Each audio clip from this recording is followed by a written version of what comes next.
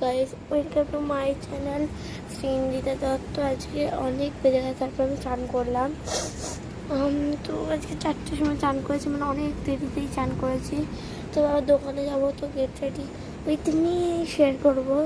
তো চান করবে যেহেতু চুল একদম ভেজা চুল, তাই এরকম একটা বাঁধা আছে। তো চুলটা একটু শুকিয়ে নিই হেয়ার ড্রায়ার দিয়ে। তো তারপর তোমাদের দেখা হচ্ছে, আর তখন তোমার ড্রেসটা পরবো। তো হ্যাঁ, ওই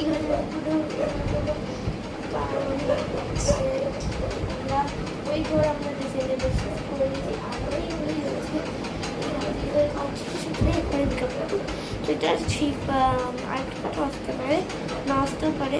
তো দেখি অনেকটাই খুব ভয়েসের অসুবিধা হচ্ছে, হেয়ারটাই করছি। তো সেই আমার চুলটাকে শুকিয়ে দেয়, তারপরে শেয়ার করছি। তো হলেও কি হবে, চুল আমার শুকাতে অনেক টাইম লাগে, তো চুলতে করে আছড়ে নিই।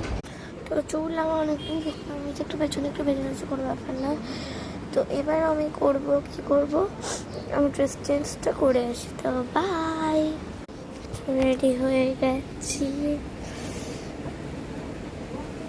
এরকম অনেকটা নিচে পারলে পিঙ্ক কি বলে ব্ল্যাক কালারের। চুল এখন একটা কিছু ভাবা হয়নি, মুখে মেকআপ করবো। দেখতেই পাচ্ছি এটা আমাদের নতুন ড্রেসিং টেবিল, যেহেতু সব এইখানেই রয়েছে। নতুন ড্রেসিং টেবিলেই রয়ে গেল। তো এটা এখন অফ থাকবে, আর মেকআপটা ফার্স্ট আমি যেটা ইউজ করি এটা, এখানটায় ময়শ্চারাইজ করে নিচে আমার ফেস। ব্লেন্ডার ইউজ করার আগে তোমাদের কিছুক্ষণ ধুয়ে নেওয়া উচিত, আর তোমার শেডের ফাউন্ডেশনটা নিয়ে নেওয়া উচিত।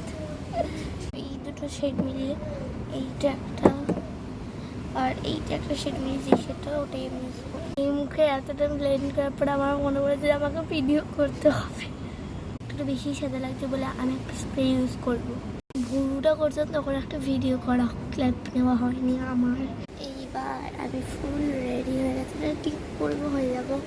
তো টিপে তারপর ইমেজিন করলাম আমি আর ভিডিও করছিলাম, তোমার সাথে আমি ভিডিও করে দিচ্ছি খুঁজে না পাচ্ছি বলে